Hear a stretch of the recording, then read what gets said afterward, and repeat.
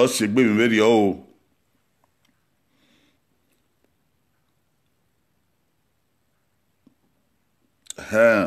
Èmi màtádé ó ìwẹ̀.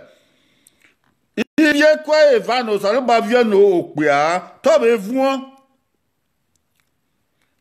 fún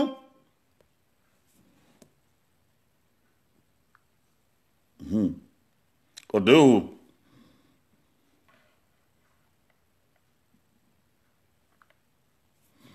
Iye kwa Evano sọ̀rọ̀ bá vieux no òpè á. Tọ́bẹ̀ fún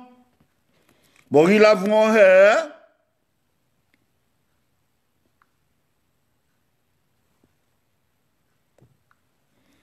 Bọ̀rí la fún ẹ̀. Wàkàkàbùgá yìí wà yìí dẹ́gẹ̀ mọ̀ sẹ́sẹ́ mọ̀ sí. Et non la fún ẹ̀ yà tó ẹ̀ àkàntọ̀ ẹ̀ náà. Wàrí rẹ̀ o. Bó sọ̀rọ̀ bá yóò pè á. Bẹ́ẹ̀ ni sọ̀rọ̀ bá yóò pè á yìí máa fi wèrè ẹ̀ mọ̀ ní ìwọ̀n náà gbọ̀n. Ẹ kí a fi wèrè ẹ̀. Ivie kwa madebo tia scrotum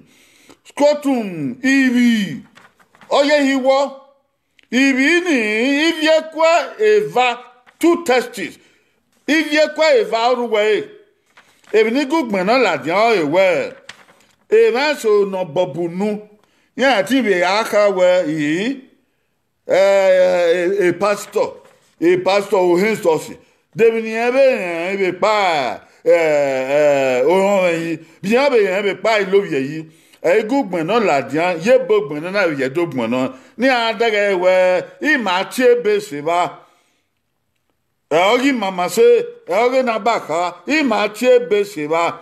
nebo ti scrotum na be edo ti ivi ivie kwa eva oruwe two testes or two testicles ivie kwa eva oruwe ba Ivie kwani omenye pa nebote that's difference ona uko oreku oru wivie kwa we gbani oru wibi ni uko eku ni uho eva ola eva ni obie epelepele oromo Radiye uhe ogoko ope agoko loye ivie kwe vani uwe ba ihi lare uwe ba ola lare ola ni epelepele no hin omo epelepele no hin omo epelepele no yo epelepele ayagi epelepele no wa me epelepele no hin omo no wedu uwe ani eyan laladia uwe da ference ni va ference uko oreku eyo sa lo gba na mama beni manguana beni gweda himena uko ni owawun na ni a ofe ko bene udiyan wano body wa be udi wa fianyo o wa onre wano swaba wa miebe a swaba o an ladian erie eku no pia toye gboko wa gboko luye eku ni onre o ga ze ivie kwevane oido fun Viens, vient. Oh, et non, il vient. Et yo, piawireba. Oh, comment? Et yo, piawireba.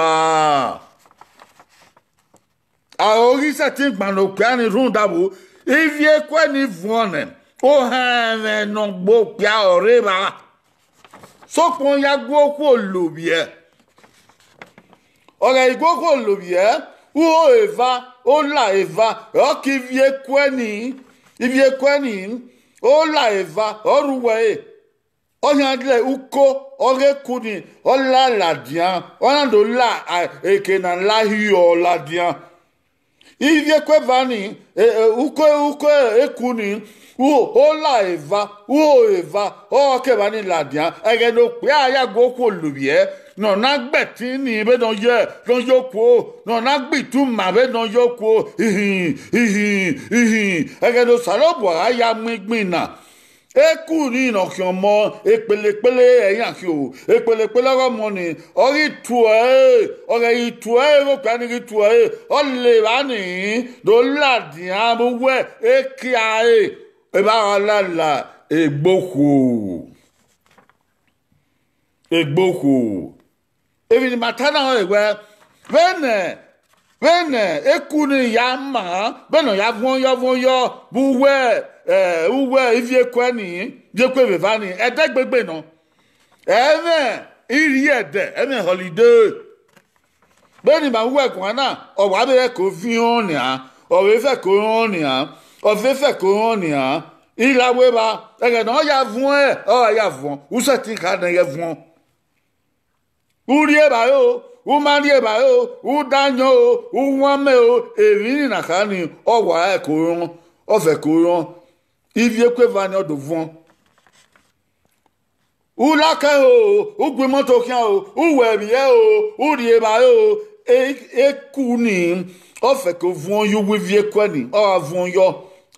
yo o agbon fodo vien ege ni awopia ni oku origwa lo oku agberabodo ya nyoge oku aledi agbera ya nyoge mo pia ni be no salobo aye no hundabo ivie kwevani ya vun tori keke na re ladia re kwa epelepele ni nodo aladian begbe uwe uko rekuni ase ti yunu kai inu ebo no kin no ebo ni million no kin ase ti kai opa kekan bo o kin mo opa be no ya veladian ni be no pe ya tu yuwe owe rohu ni be no ya tu yo abe epelepele ni yan wa mamegbe yan punpe yan wa mamegbe o agwa lode yan fi erun yan agwa le ke ni ara la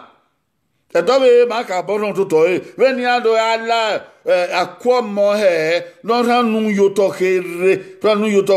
inu no satin lawo yan adegbe eken no we ba edobe ma ran to ni ugi na no salo ba wona no meke na ariyo no sa no meke na go salo boa no meke na ye sosi no meke na akpon salo boa uvio boda do kun pon salo boa unda evi mu izin evi no salo boa yi asetinka evi no se no he na kan pe adegbegbe ara to ina uwi vie kwa e ba ni oye okwo na uwi vie kwa okonkan se okwo kila o ko ki la no mu ho ta gbon ya were o ko na ru wi kwa na wa pepe o pria na wa lo o pria no pria wa ko da gbegbe opolo se o ko ki la awe e de no ko pria kon ku ma we ta ban we e kon ku ya wo ri se ugbenso iko iwi an kwe e kon yen bo ri se o upepe me ogoko upepe me ori lu bi aka o upepe me ogoko edegbegbe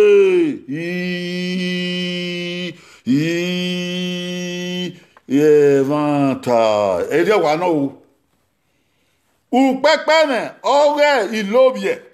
ogoko edegbegbe wa ge we setika we yi okan wo ki me dagbegbe de okan wo kan we dagbegbe wo pon so lo bo afian gbe no nu we so pa be do sa ye gbo eku oya e wa kan ku edegbegbe bo ibe so ni tunda afiweri ene no ko la wuki opa iye bo se ne ilobi ena kan ku edegbegbe e no se ni ilobi ena kan oku edegbegbe o ewe Tunda afiweria ene afiweria ene no kola bukiokpa afiweria ene kola bukiokpa 4 changes azeboyiwa 4 changes egbo kola bukiokpa wanta Wezere so pensa lo boy ye no yebedio Ipede enyan ge 28 days. Ipede enyan ge uweba oko na ma fi wudi igba nne. Oni on su yin me ni ko yin. Oni on si e ni lobi e na kan de gbegbe. Igba nne ni no ko ne gbogbo fi egbe wudi e wa gi aran to yin ma wa. Oh! Usaro ba wasi. Oku awoku lare owi yen de wa we lare no de owi yen seti wa we lara ku ewe ya o me mi no sie ikwe sobe ya nyanza o ikwe sobe ya nyanza owo ma di ku kini igo no die ni ofone yan no igo owi yen se o we yen nyo we na emi o he ni u nyanza obido so pen ba ni ya lare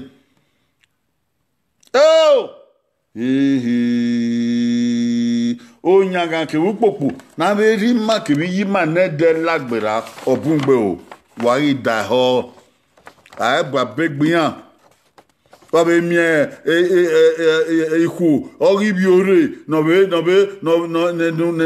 lo bi be ye ebe gba begbe we o to mo gbe o 50 gbe o 50 gbe e tare ri o e wo ye be no so lo bo ye no re na 4 faces be di ta ba we gbe ni ya la dia ya no ye university ni ameke na de e ti ma bobo nu kankan 4 faces afi werie ene e o ko labu cookie afi werie ene Eko la bukuki ko ya no ebe mo ma ko wan oye abe fe so abe obi ogu so bukuki ni pede enyange iko so do pedogbon pede enyange igba na egbe ya fi wure no ka o menstruation immoboven ono lo ka ro oko wi en moboven owi en mi sagin Abe o ma ugo ya no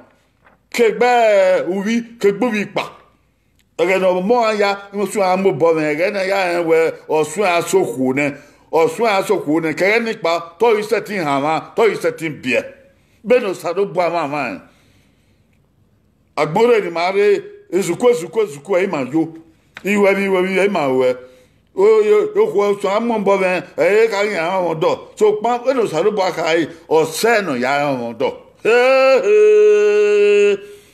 imo bo me o no ko wo imo bo ma ko ugbenso ikweso lu pede ne ikweso o le use ikweso wa we le de yan ha e de yan o ma ya opa ugbenso o wa kaka botu sagin no bu ugbenso we ye zene Ikweso abe hama ugbenso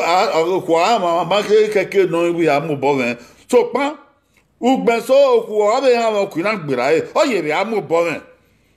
oni e mo eyan ba ro e agbe ba e arobi ba e be no sa lo ba ye gbe e no oni afi we de local ukuki no wa se ba o pe ala se ba yen o ron gboda wo kan lo bi e o wi en mu bo men o fe ko we se a o fe ko we se a o no pogeva nebo tie follicular phase ono e o bobo ege no ko egbo ko ya mo bobo bege o igbo bo ben ge igbira o egbe edo mo bobo Bobo ni o do kyomo wa ge o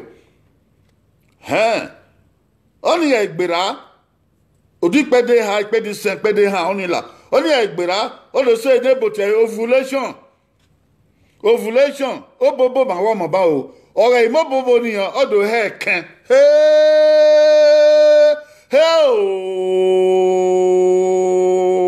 ihe kan irame okwobe eken okwobe ho obe ho wene okoko be ho ihe eken neboti egg ovum ogbera pa ti over eken okwobe ho wegbe ukuki no so pa we egi mo bo men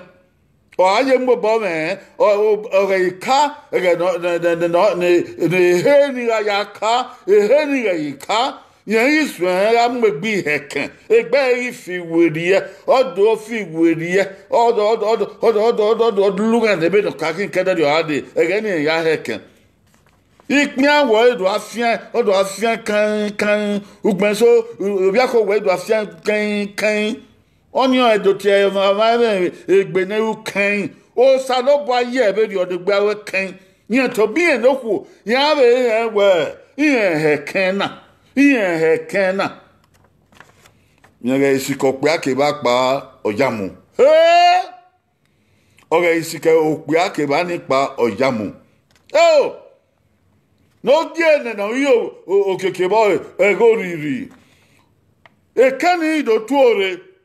bụ wee egbe ọrụ bobo ka na mbobo ni ọdọ otu ore ọga itore ya dị ebe mba ọga itore ọdọ mudi aka eku ọrụ okpia ekpelepele ọrụ mmọ ọrụ okpia ekpelepele mmọ ọrụ okpia ga ido ihe egbe ka uwa kwa mo ana tenatana uwa kwa mo ana tenatana uo na kegbo kwa ode odo la wa kwa mo ni uwa kwa mo ni eku oro pia epelepele go pia ona ya wa eken ni no na kan mo ukini ye mu dia ka gbe ba oro pia 24 hours ugede inu yangi ọtí gbẹ wípé ní yan o ọlẹ ọkẹ ìkẹnà ọmú kan ọmú kùn pé ní yan ní agbára mọmíẹ ọyàyà ọ̀rọ̀ kò ọ̀rẹ́ ìrẹrẹ kẹni ọdọ mú diaba ni ìpẹdẹ o ìpẹdẹ va o ọmùdíà ọ̀rẹ́ gbẹdàgbẹdàbá ni ọmọ miẹ ìpèlèpèlè náà tó mú kàn ẹ no ya kiomo oyaya ege ni no keke na owo riri na egboku obesun amegbe ke no ka o imobo men obesun amegbe ke imobo men dege ekwo pe amado de kan eken ni emu ye ba oyaya esagin ni no mama ye ba egbe ni yana te egbe o polo me na amudiako o money eya do tuore yan do tuore bu we sagin odion imobo men obege iye na afi weri na egboko la o ukuki no bo ise ni ana mi we emu ilobi iye ma mi ase na imobo men egbera ego bobo na kebegi ekena egbe ya moku sewe egbe ya moku sewe o agwa lebe na ya yegbe kan we no da fo o age mu kan o age kwekwe egbe ya ifiwerie iye vana egbo ko ifiwerie no kwata fo ido wa yo ikweso no ma ebe na gba o gbo ma ega ni na ya afi ogwe yo ha hunda etino ruwe ma ogwegbegbe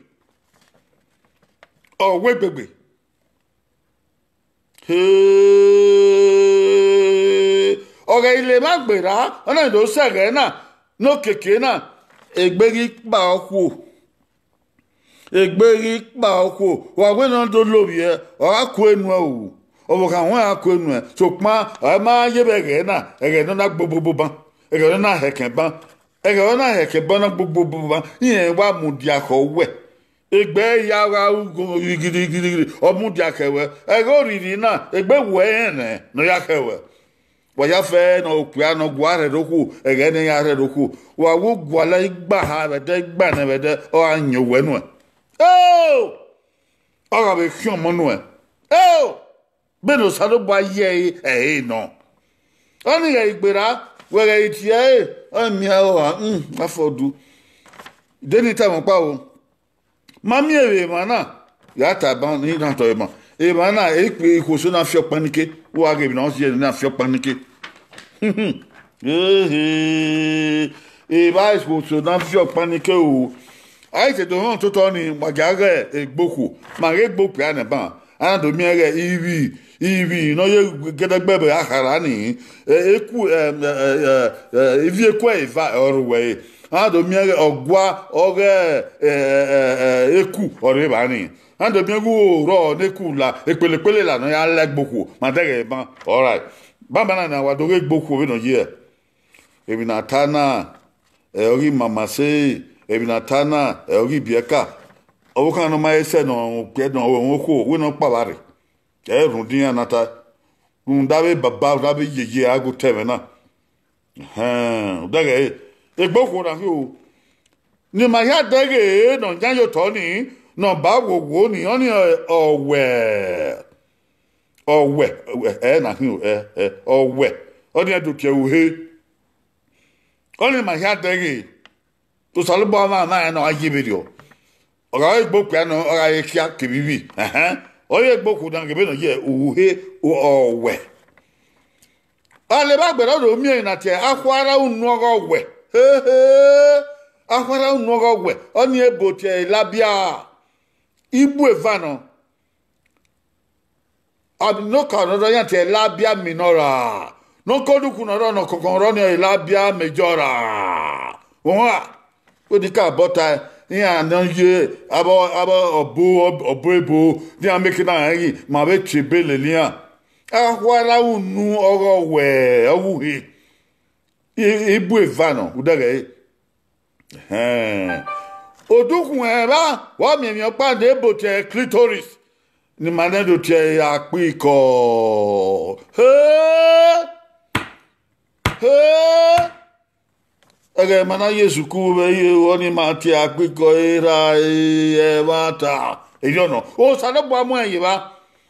mami manedo no ya ru omo abi ro pe na abi do ru oku e ne bote clitoris na ni ma ti apiko edo ibani oni odo afian bo ado fian yen gboku ni re wa geri we edede ma ye ogoku ibabo o maka mi ma na ru oku ibabo o ka bi ma we na ru opia edehiyan na ru opia agele ru opia tewu no mu yo ni re kia ni afian wu ni fo e kia ro ido ladian ido adere ogoku apiko na ni madwa gaga ni agaga ye o agaga oku ni urieda ya ayata ma no do gwoda fun lo ye egbe apiko ni oni otomu emi ha ni ne otomu egboku ukuki apiko ni o wa number 1 o wa tomu enwe oku erie upenwe erie be tomu upenwe erie be tomu ipe ya fe wa akọ odo ya fe wa akọ ege ni bueno aye bokan enwe ni yen a de duwe ni mweke na ru e bokan se o ya nwen gbe o ya nwen miliki o ya bian da o ya o mi mia o de duwa eri o sa do bo aye o ni me watana nu wa ni me honu wa hon be no sa lo bo aye ni kin o ga piko ni e ba ni o ka o no o no he ba ni o ka no ayo bokan idi ya de gbeta ban ama yo boru rapiko ni oku emegbe no ya nyowe o pe ama yo boru rapipin boru rapiko ni oku ma emegbe no ya nyowe o ba ni o ka o pe ayo boru rapiko ni be no keke oku oni ihin uki do asun aveladia o ko aveladia ihin wa ma ihin ovievie odo sun aveladia o avele dan ye miogon wa yi gba bo kan bo to bo wera we mi gate o ye miogon o so lo gba we si o we si even o so lo gba yi asetin biego akpiko ni o number 1 oni u ka owo don aya yo bora o pe aya fe wa ga bien ni here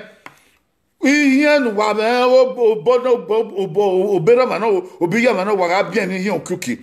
O ma bien ni hian, o na yi hian ya kan piko na. O ko ni o ra balorin an. O ha gbe. E no gu ha gbe o hian won ni. Yen to biya we do yo bokan ni hian won. O we bi hian.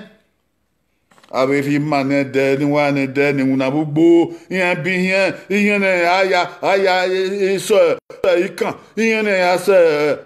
aleke yan ya wina bi gbogbo ya wina yan o ni ege aya we na kana abion ebo ile na ti akeba pado ati na ti fallopian tubes wo I know wo ni okay egbe bobo ni kaban egwaro bobo ni kaban oko bopade evana wuwo oni oparo bona nebo ti fallopian tube wunda bo ogware keni ovary na kaban evare no opa kopade no ka eke no ka ede yen do ba gbe bakara daga wo oreku wo ore kan no wo ina wo eku ore kan he wo ni eku no ko gbopi ade yen wa tuhumu yen wa lelugo ni e kan no ke gbopo de o ke gbopo di oto eku no ke gbopi ade o luwu ni ri odukun yan ga ibagbe ba igbadigba reyaga godo yen do de yuwe akomo igbe yen do de yuwe akomo igbe even Hundani woku wo ni eken oroku lade ewo ni eku oroku abe lakan imayo ni ka we ku oroku ya fe wa zuhunda wo ni o ye ya ka eso no bunwo yan yebe total yuwe akomoni ya ke de ken gare wa ge ken ka si ba ke wa ge ya we ka si ba ke ken ni bede dado ya wo ku ya lo ye no Ovary ono ogwa owu obobo ni ogwa bobo ni ukuki bobo ni yamo ko me ogwa ore obobo ni ukuki oyamo bobo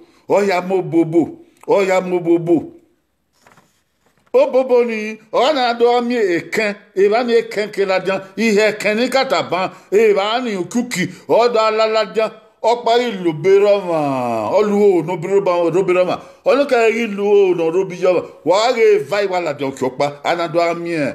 eva ni no la de igboku ni yan do ba ekoro pia ara mi ebe pelepele va no muhu kan e down doge anado amie eva ugban so ave mi pelepele va no muhu kan kan popa ni Ore ade dodo yakomo ni ore isege o salobanu dazi o to boy fian yeva o do even va no khegbe e manta o saloba fian yeva o do even va no khegbe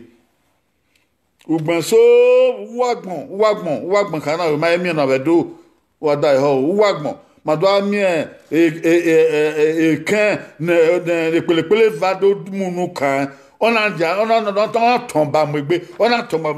o ma se ti fieva we don keke no fieva ado ami egbe mo video ado ye video bian yan tomba megbe ho tun dabo e wa gba no wa fu nebo te uterus oni akomo o salobo aye yi ba o pe ara lawe gboku una shui pia ma pia boyo kaka bo fi pia boyo na sikabo siko we wa de kan igban ba wa de kan akọ money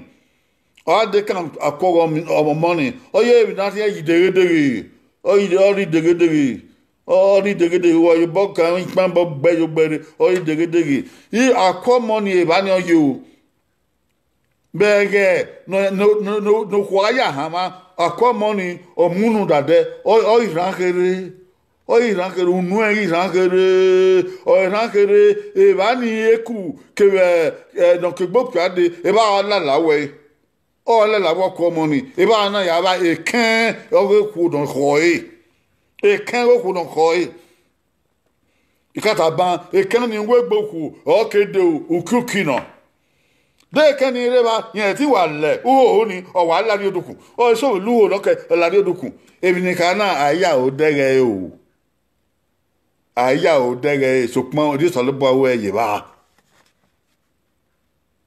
akọ money e ba ni o ya mu e ba ni o ko dejen ye ba o ko akankan o fe ko apolo o fe ko akankan ebi ne o don re gboku ebi na de gboku o do ari ba na kan ni pelepele ni o poloyo bo ire gboku ebi na de gboku o ihin oki ge ebotie estrogen kebe progesterone ni mane edotie ihin oki ihin ni yaladian uki o wa me ge yaladian ikata ban wa yobora piko ihin do avere o veladian eri ihin o be veladian we gboku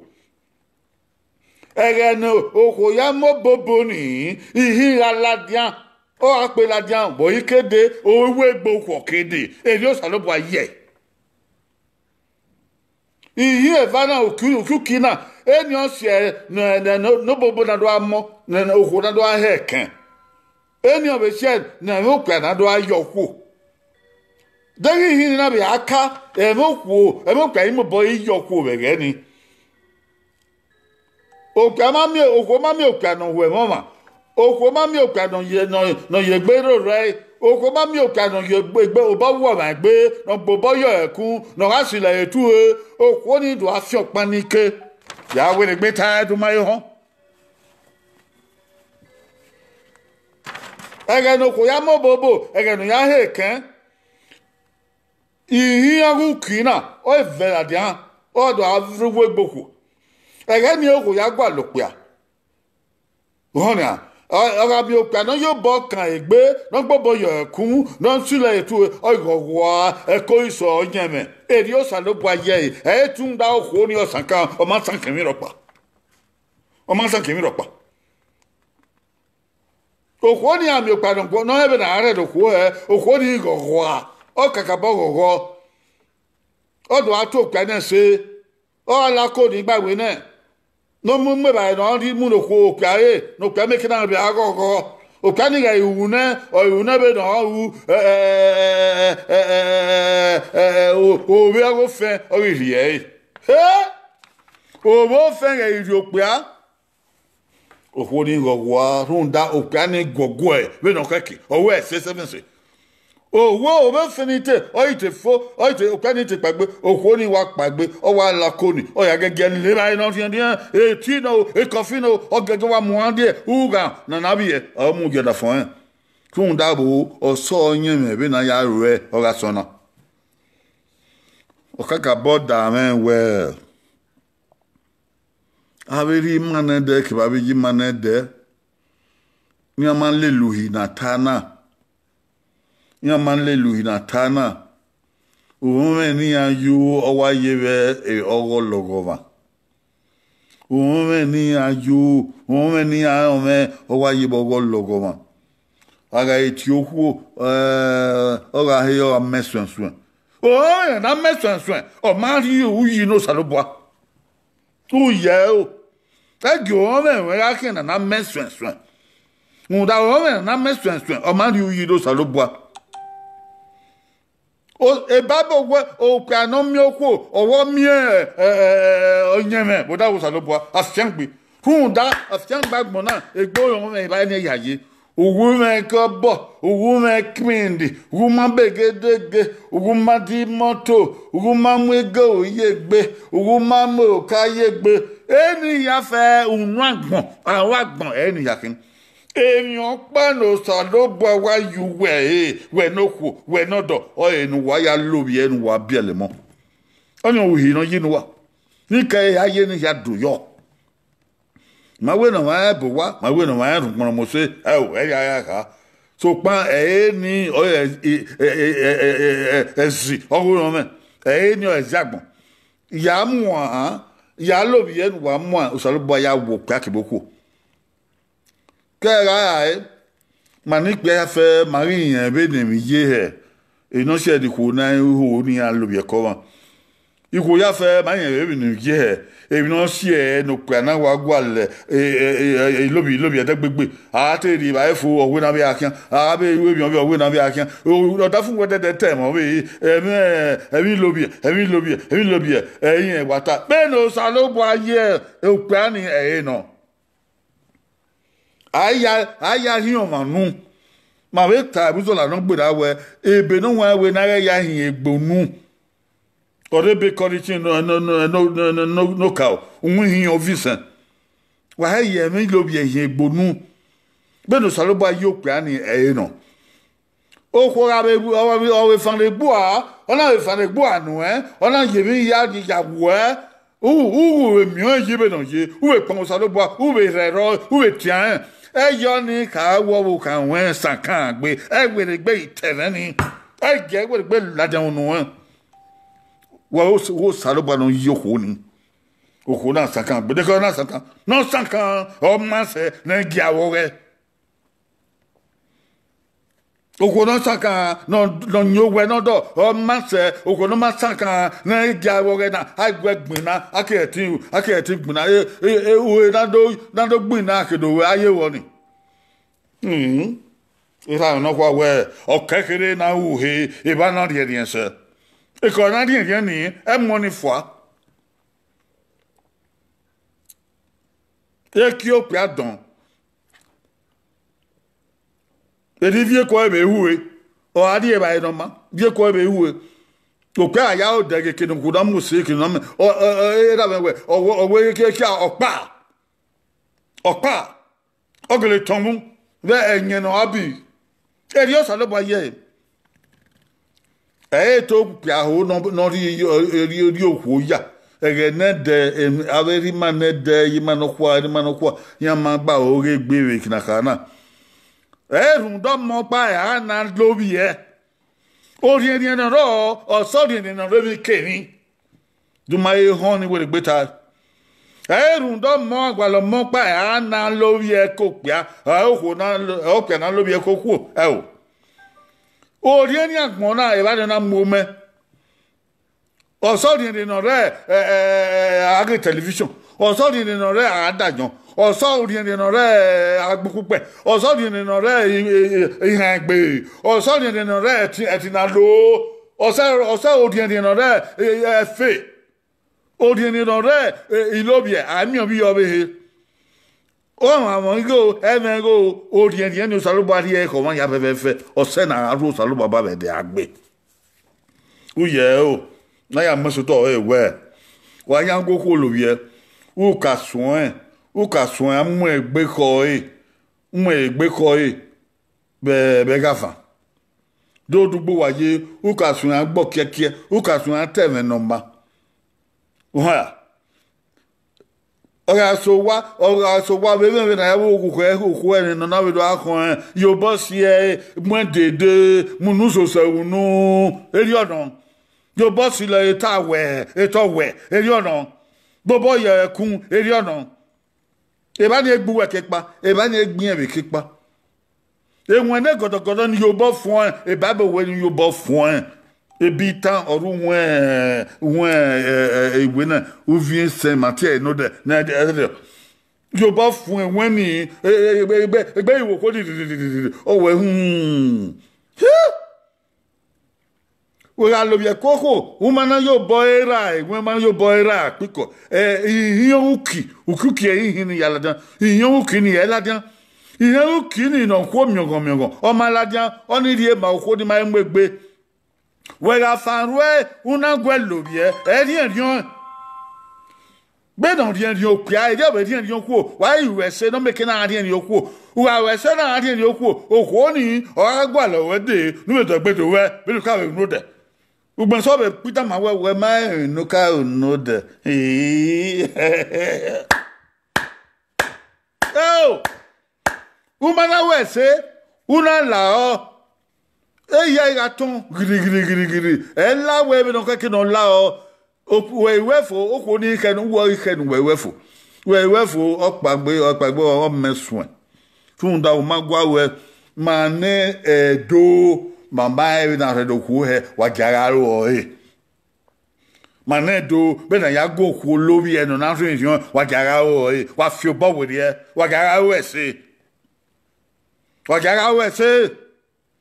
isun na no sare baba emu no kwa no we anything oni ye o kwa ma mi ro po eni itianwa ya fe wa na re na o edo bi ma ye topa bi if don't see the plan na lo ye koku we gbon so o mo lare wo ise ma mi gbon kan ni o te steady o wa ga ebenata na wa ja kunwo tagbon ya fe Gavin Louvier, au Sagier. Ça va donc dire à Gbe ni ma o. O mo en ya. Igba ni oni o no ikiri sebu ku la ya kaka bora re. O Louvier ni wa kaka bora le we o pa kaka bora kan. O ko kaka bora nya. Na we ni a biele.